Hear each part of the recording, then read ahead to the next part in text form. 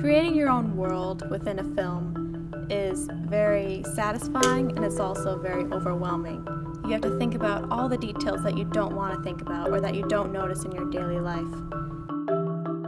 Is this a new story or something that's been told 1,000 times? If it has been told 1,000 times, what makes this version different, or why should people want to see this version of a story?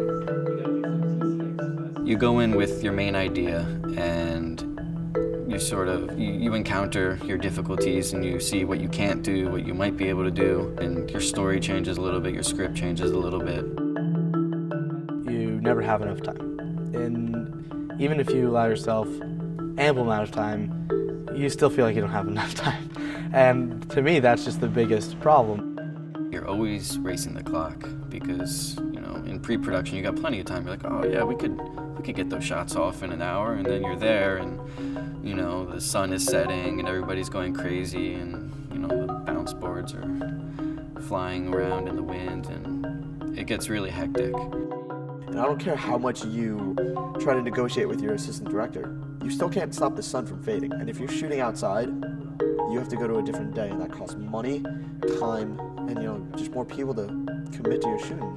Filmmakers are busy, and you need to really make sure you get as much done as you possibly can. I think the most difficult part about being on set is always having to understand exactly what needs to happen next. And when a problem arises, because they always do, figuring out the best way to solve it. One of the things we always joke about on film sets is Murphy's Law. You always have to be prepared for anything and everything to go wrong.